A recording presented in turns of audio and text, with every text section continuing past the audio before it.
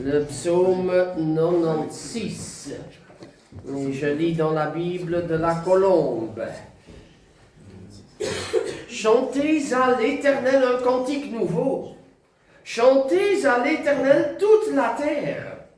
Chantez à l'Éternel, bénissez son nom. Annoncez de jour en jour la bonne nouvelle de son salut. Racontez parmi les nations sa gloire, parmi tous les peuples ses merveilles. Car l'Éternel est grand et très digne de louange. Il est redoutable, plus que tous les dieux, car les dieux des peuples sont des faux dieux. Mais l'Éternel a fait les cieux.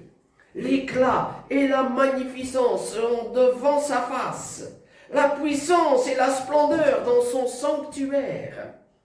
Famille des peuples, rendez à l'Éternel gloire et puissance. Rendez gloire au nom de l'Éternel. Apportez des offrandes, entrez dans ses parvis. Prosternez-vous devant l'Éternel avec des ornements sacrés. Tremble devant lui terre entière. Dites parmi les nations, l'Éternel règne. Aussi le monde est ferme, il ne chancelle pas. L'Éternel juge les peuples avec droiture. Que les cieux se réjouissent, que la terre soit dans l'allégresse, que la mer retentisse avec tout ce qui la remplit, que la campagne exulte avec tout ce qui s'y trouve, que tous les arbres des forêts lancent des acclamations devant l'Éternel, car il vient. Il vient pour juger la terre. Il jugera le monde avec justice et les peuples selon sa fidélité. Bien-aimés frères et sœurs, aujourd'hui, nous abordons ce thème de la grandeur de Dieu. L'Éternel est grand et très digne de louange. Il est redoutable plus que tous les dieux, dit le verset 4. Et pour cela, je vais raconter une petite histoire que certains d'entre nous ont déjà entendue, parce que je l'ai entendue d'un bien-aimé pasteur qui s'appelle Gaston Boula, de l'église que vous représentez, ma sœur, mon frère. Alors, dans un message où il a abordé ce même thème, il a parlé d'un petit enfant qui posait la question à sa maman. « Maman, combien Dieu est grand ?» Ah! Comment aurais-tu répondu à cette question?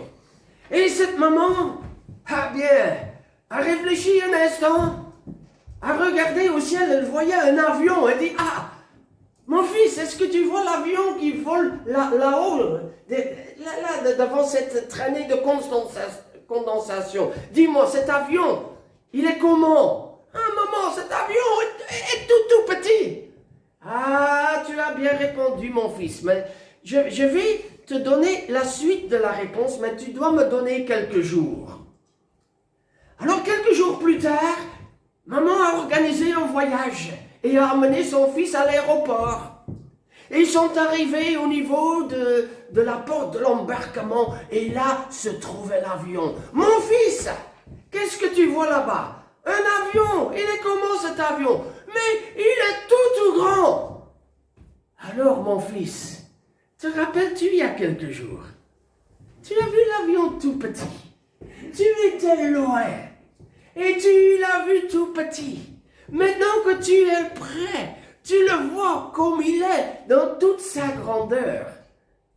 Et avec cela, mon fils, tu apprends une chose. Tant que tu es loin de Dieu, tu le vois comme tout petit. Mais de plus en plus que tu t'approches de Dieu, tu découvres sa grandeur.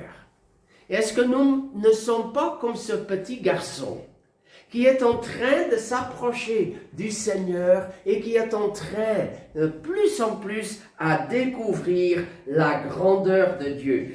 Le thème, c'est « Prenons de plus en plus conscience de la grandeur de Dieu et attendons-nous de lui de grandes choses. » Et tout d'abord, nous allons parler de la grandeur de Dieu. Partout, la Bible parle de la grandeur de Dieu. Le psaume qui précède même dit L'Éternel est un grand Dieu. Il est un grand roi au-dessus de tous les dieux.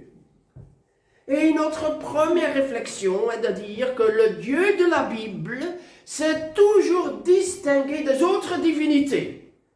Dans tous les pays, il y avait de petits dieux locaux dans une ville, dans une nation, spécialisés dans la pluie, spécialisés dans la guérison, spécialisés en ceci ou cela. Il faisait partie d'une famille divine. Il avait d'autres à côté d'eux, d'autres au-dessus d'eux. Mais le Dieu de la Bible est différent. Et il dit même dans la parole au verset 5, tous les dieux des peuples sont des faux dieux. Yahweh, tel qu'il se révèle, il sera, c'est le verbe être en hébreu, il sera, celui qu'il a été, est le seul Dieu. Hors de lui, il n'y a pas d'autre Dieu. Aujourd'hui, les scientifiques prétendent que Dieu est la réponse de l'homme à ce qu'il ne pouvait expliquer jadis. J'ai entendu ça à l'école il y a 50 ans, même plus que cela. Vous avez sans doute entendu cela. Voilà, Dieu, c'est l'explication de l'homme pour ce qu'il ne pouvait expliquer. Mais aujourd'hui, la science explique tout, on n'a plus besoin de Dieu.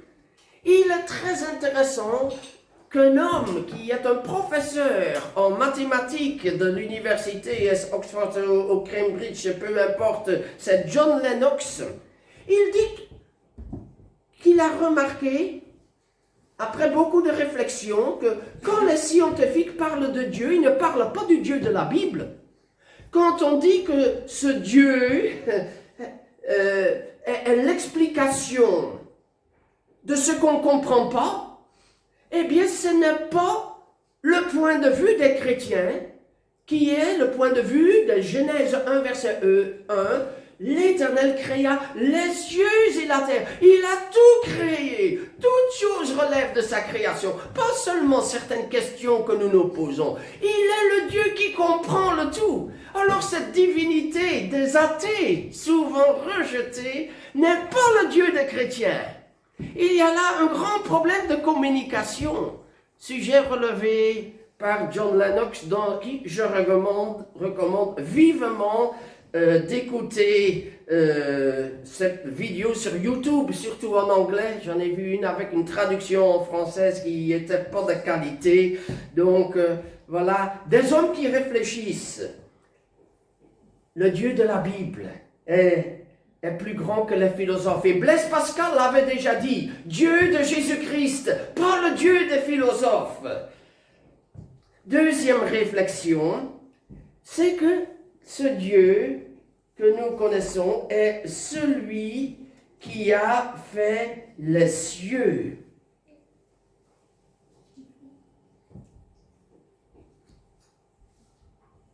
Et nous découvrons aujourd'hui la grandeur des cieux. Abraham, dans son temps, eh bien Dieu lui a dit, mais Abraham, compte le nombre des étoiles. Ta descendance sera vaste comme le nombre des étoiles. Si tu peux les compter, dit le Seigneur en Genèse 15. Et nous savons qu'à l'œil nu, dans de bonnes circonstances, on peut compter à peu près 3000 étoiles. Mais Dieu avait déjà dit à Abraham, si tu peux les compter. Parce que Dieu savait bien que le nombre des étoiles est beaucoup plus grand que ce que l'œil de l'homme peut compter. Abraham à son époque. Et nous aujourd'hui, avec le progrès de l'astronomie, avec ces satellites, avec ces observatoires qui tournent autour de la Terre, Hubble et Webb maintenant qui font des photos d'une immense beauté et qui ont découvert le nombre d'étoiles par myriades et myriades. Mais 3000 étoiles. Aujourd'hui, on sait que dans notre galaxie, il y a au moins 100 milliards d'étoiles. Et 3000 à 100 milliards. Et il y a combien de galaxies dans le monde? Dans l'univers, combien de galaxies? Au moins 2000 milliards. 2000 milliards, voire 100 000 milliards, ça fait combien? Vous perdez la pédale. Et une étoile est immense, immense. Oh, combien Dieu est grand. Il est avec nous ici et il voit l'étoile la plus éloignée de l'univers du dos. Dieu est là et c'est exactement ce qui se passe. Par la science d'aujourd'hui, nous nous rendons compte de la grandeur de Dieu d'une façon dont les anciens ne pouvaient se rendre compte. Et ça, c'est notre privilège de vivre aujourd'hui et de pouvoir adorer Dieu. Nous avons plus de raisons d'adorer que les anciens jadis, car nous pouvons mieux nous rendre compte de la grandeur de Dieu. D'ailleurs, la science n'explique pas tout. Et ceux qui disent que la science, eh bien, est la réponse à tout, eh bien, ne se rendent pas compte qu'au grand nombre de questions que la science pose de plus en plus, et le nombre de questions posées aujourd'hui est beaucoup plus grand que jadis. Je ne vais pas ouvrir la parenthèse, ça nous amène trop loin. Troisièmement, le Dieu de la Bible est celui qui est au-dessus de nous, mais dans sa grandeur, il est aussi capable à se rendre petit, à nous rejoindre. Il vient vivre dans notre cœur. Jésus-Christ vient habiter dans notre cœur. Il est venu, Dieu lui-même, en Jésus-Christ, il est devenu homme. Jésus, né de la Vierge Marie, il y a eu l'œuvre de Dieu, il y a eu l'Esprit qui a agi, il y a la nature divine. C'est la grandeur de Dieu qui explique ce qui aux yeux humains est un mystère, la conception de Jésus-Christ. Alors vous voyez que quand un musulman dit « Dieu est grand » et qu'un chrétien dit « Dieu est grand », on dit vraiment pas la même chose.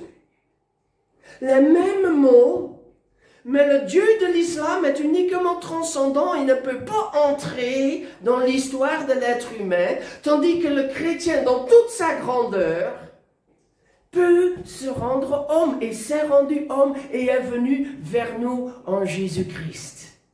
Alors quand un chrétien dit « Dieu est grand », c'est pas comme les autres.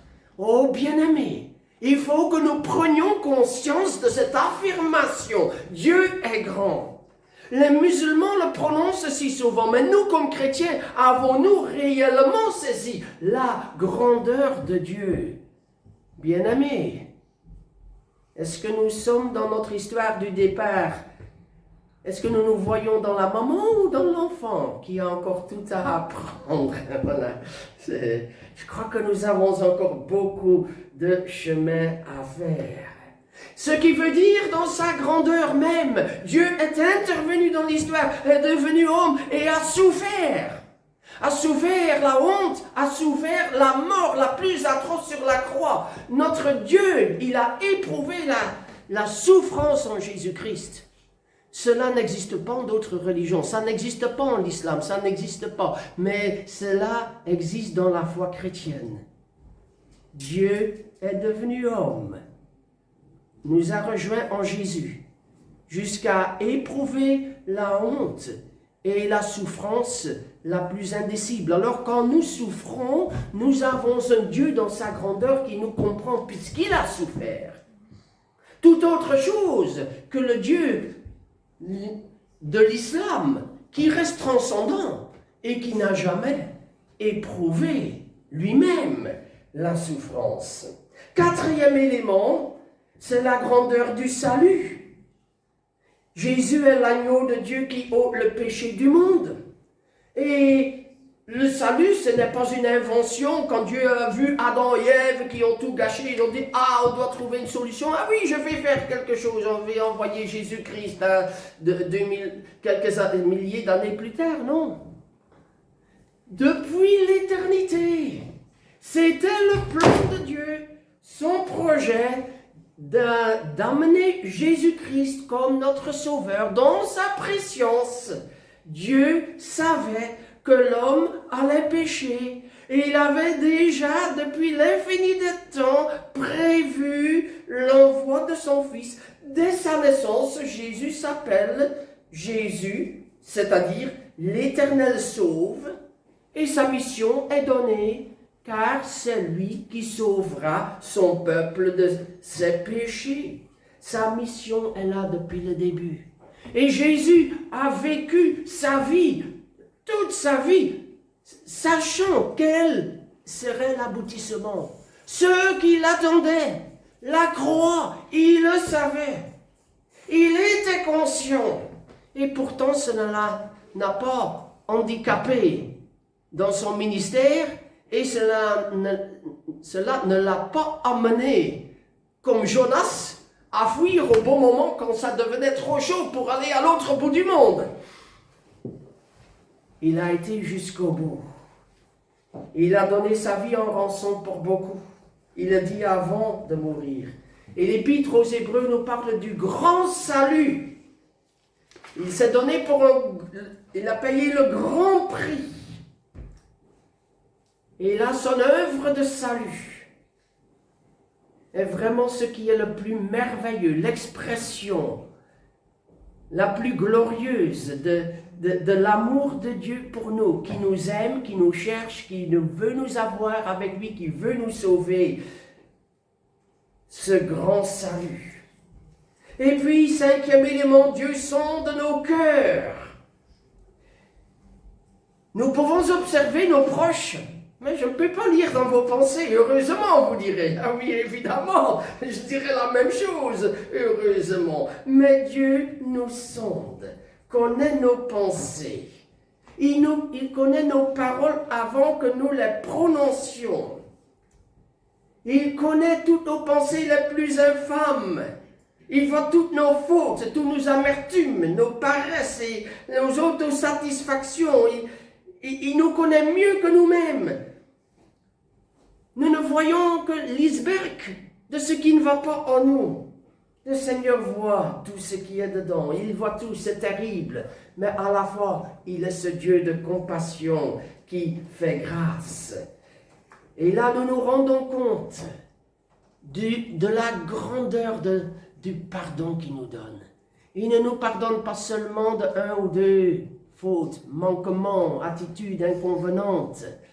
Non, il nous justifie, nous purifie de tout péché. Son pardon est total. Et là, nous voyons la grandeur de Dieu. La grandeur de Dieu, nous la découvrons au niveau de la prière. Toi qui écoutes la prière, tous les hommes viendront à toi. Tous les hommes, c'est combien aujourd'hui d'habitants dans le monde entier? 8 milliards, je crois. Oui, ces chiffres montent tous les jours.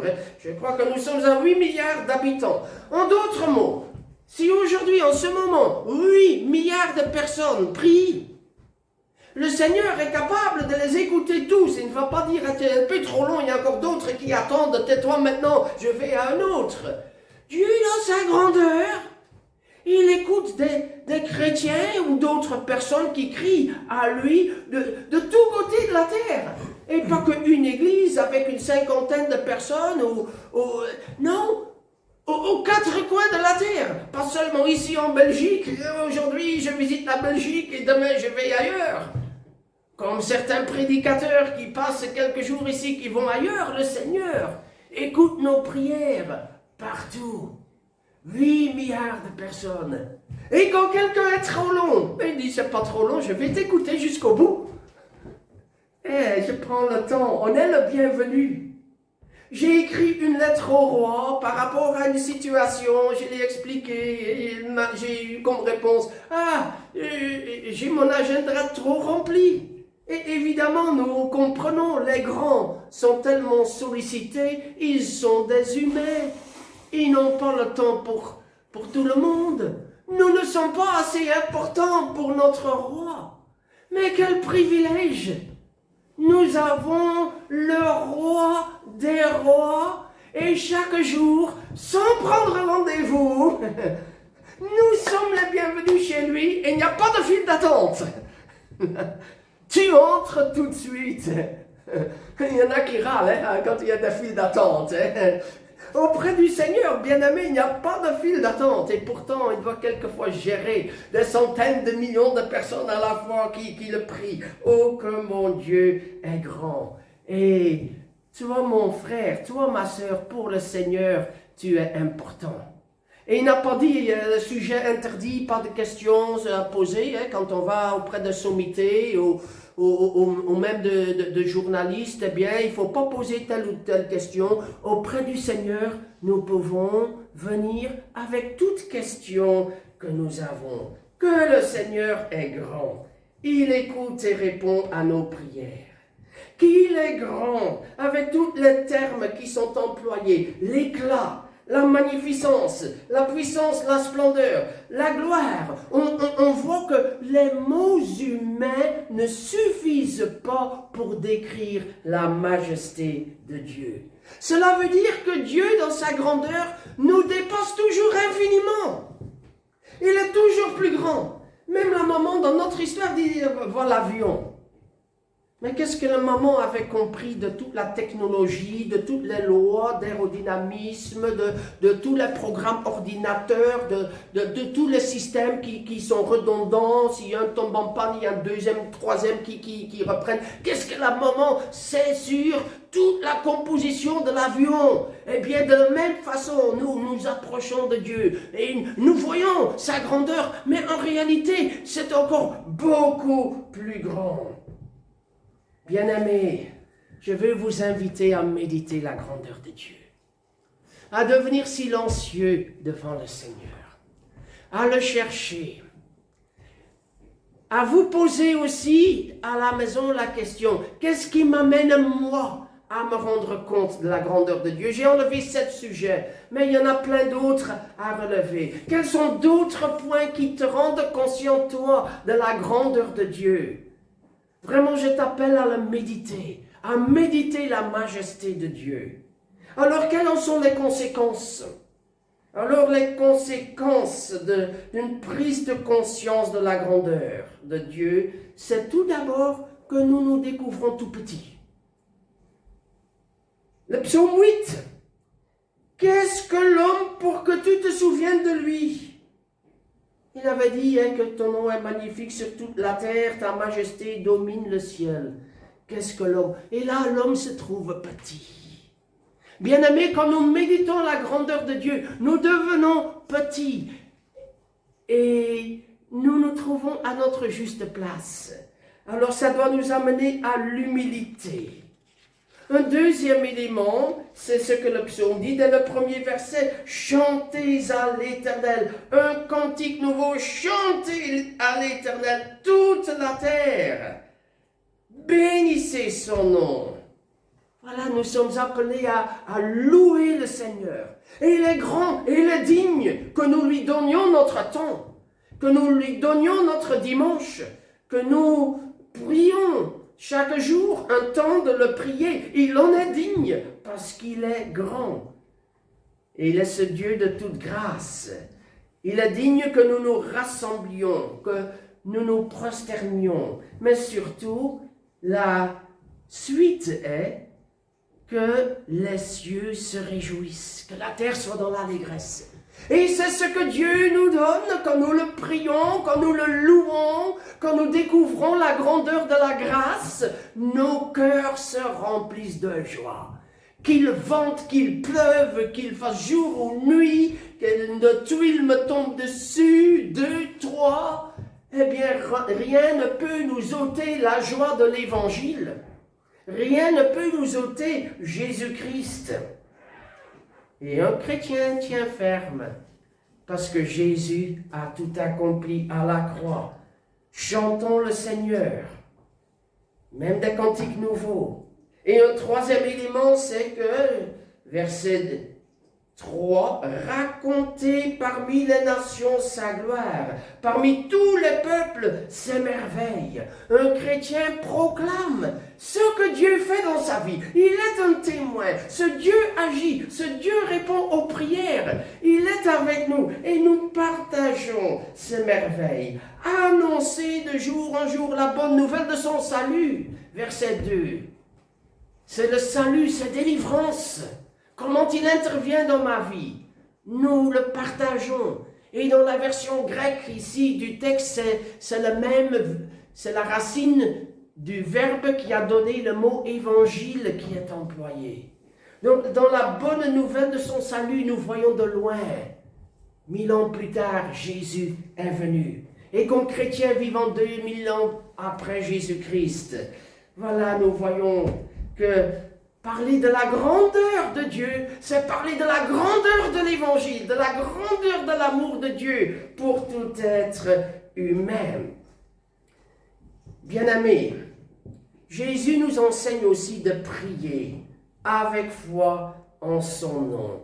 Et vous ferez de plus grandes choses. Jean 14, verset 12. En vérité, je vous le dis, celui qui croit en moi fera, lui aussi, les œuvres que moi je fais, et il en fera de plus grandes, parce que je m'en vais vers le Père. Et là, le Seigneur nous encourage à prier. Il est grand, il nous dit, toi petit chrétien, tu feras de grandes choses, parce que moi, le Dieu Tout-Puissant, je suis avec toi. Aie confiance. Je me manifesterai dans ta vie, dans l'Église. Et même si tu as déjà vu des exaucements de prière, et qu'est-ce que nous n'avons pas vu comme exaucement de prière? Nous avions prié pour une moisson à la campagne à Bruxelles avec le Festival of Hope. Et combien de gens se sont avancés? Moi, je peux dire c'est un exaucement de mes prières. Je me suis rendu compte que je l'avais écrit il y a des mois sur un site Facebook. Et je relis le texte et je dis, mais oui, le Seigneur a répondu à cette prière. Mais le meilleur est devant. Le meilleur est toujours devant.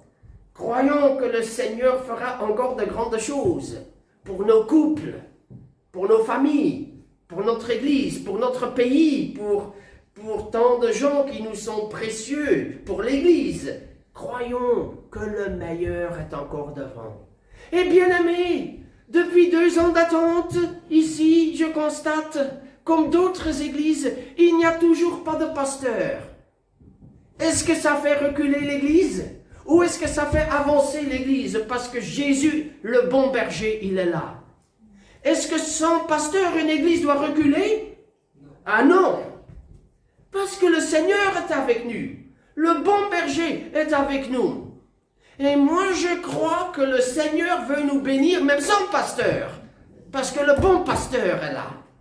Regardons à Jésus-Christ. Il est dans votre barque. Il peut y avoir des églises où il y a des pasteurs sans le bon berger dans la barque. Ici, nous sommes une église sans pasteur, mais avec le bon berger dans la barque. Alors, nous voulons vraiment réclamer, Seigneur, tu es avec nous. Par ta grâce, que ton évangile se répande, que d'autres viennent à toi.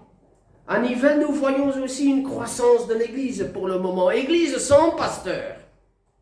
Parce que quand nous voyons la grandeur de Dieu, alors notre avenir ne dépend pas des hommes, mais dépend de Jésus-Christ. Il est dans notre barque. Regardons le Seigneur. Invoque-moi et je te répondrai, dit Jérémie, je t'annoncerai de grandes choses, des choses cachées que tu ne connaissais pas. Amen. Dieu Tout-Puissant, comme mon corps considère. Je vous invite à vous lever pour chanter ce cantique.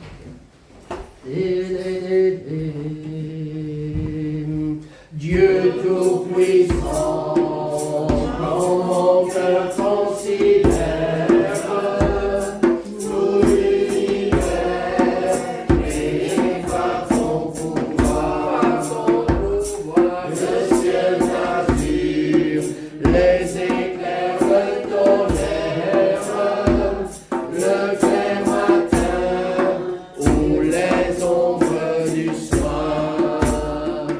De tout mon être,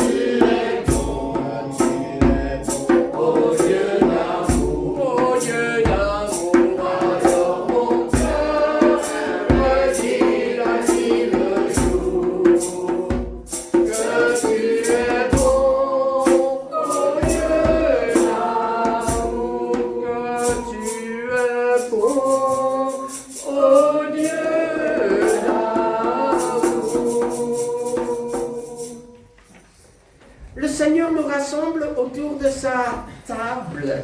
Alors nous élevons nos cœurs vers le Seigneur Jésus-Christ pour le bénir. Seigneur Jésus, nous te louons, car tu es assis à la droite du Père, tu es glorifié dans la gloire, et tu viens encore nous visiter aussi quand nous nous rassemblons autour de ta table. Tu as mangé avec tes 12, avec tes disciples. Et quand aujourd'hui nous nous rassemblons autour de la table, alors elle est la tienne. Et tu es là au milieu de nous. Et c'est toi qui te donnes à nous pour nous nourrir dans notre foi. Seigneur, au-delà du pain et du vin, que nous soyons fortifiés pour te suivre, pour t'honorer, pour mieux te connaître, pour répandre ta gloire autour de nous. Seigneur, avec ton Église, nous te bénissons, nous te louons. Oui, c'est pas seulement ici autour de cette table, mais tu nous unis avec tous ceux qui t'appartiennent dans le monde entier, avec tous ceux qui sont tes disciples. Tu nous unis dans la même foi, dans la même espérance, dans le même avenir. Seigneur, à toi, nos cœurs et nos vies. Alléluia. Amen. Alors nous lisons les paroles de l'institution de la scène au chapitre 11 de la première aux Corinthiens. Écoutez simplement. Le Seigneur Jésus, dans la nuit où il fut livré, prit du pain. Et après avoir rendu grâce, le rompit et dit, « Ceci est mon corps qui est donné pour vous. Faites ceci en mémoire de moi. » De même, après avoir soupé, il prit la coupe et dit, « Cette coupe est la nouvelle alliance en mon sang. Faites ceci en mémoire de moi toutes les fois que vous en boirez. Car toutes les fois que vous mangez ce pain et que vous buvez cette coupe, vous annoncez la mort du Seigneur jusqu'à ce qu'il vienne. C'est pourquoi celui qui mangera le pain et boira la coupe du Seigneur indignement sera coupable envers le corps et le sang du Seigneur. Que chacun donc s'examine soi-même, et qu'ainsi il mange du pain et boive de la coupe. » Bien-aimés, deux éléments ici. Tout d'abord, faites ceci en mémoire de moi. Et nous commémorons ce que Jésus a accompli à la croix, qu'il a donné son corps et son sang pour nous.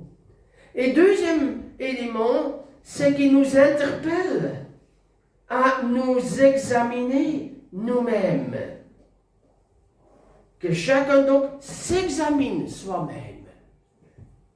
Et quand nous nous examinons, nous découvrons que nous ne sommes pas dignes de venir à la table du Seigneur, que nous avons tous péché, que nous avons tous offensé le Seigneur. Alors nous voulons venir au Seigneur tel que nous sommes et abandonner ce qui lui a déplu. Et je vous invite à chanter comme une prière, nous restons assis. Sonde-moi, ô Dieu. Sonde-moi, ô Dieu, et connais mon cœur. Éprouve-moi et connais mes sentiers.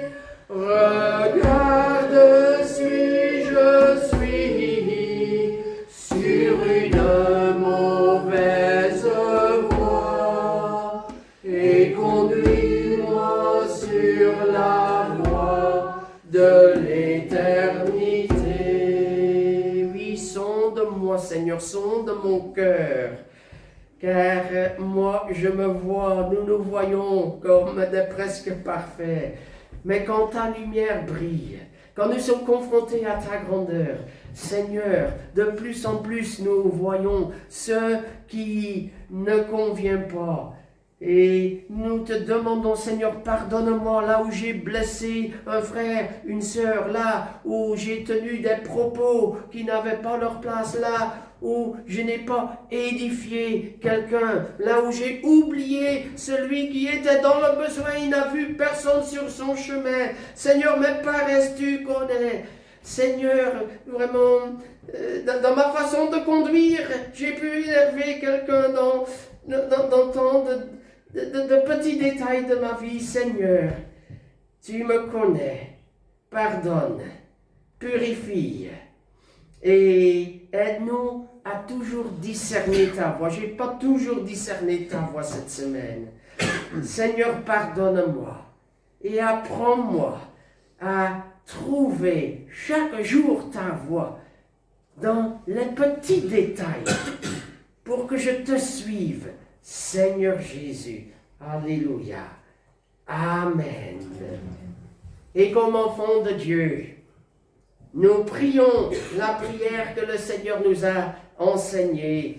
Notre Père qui es aux cieux, que ton nom soit sanctifié, que ton règne vienne, que ta volonté soit faite sur la terre comme au ciel.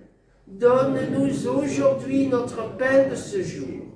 Pardonne-nous nos offenses, comme nous pardonnons aussi à ceux qui nous ont offensés. Et ne nous soumets pas à la tentation, mais délivre-nous du mal. Car c'est à toi qu'appartiennent le règne, la puissance et la gloire pour les siècles des siècles. Amen.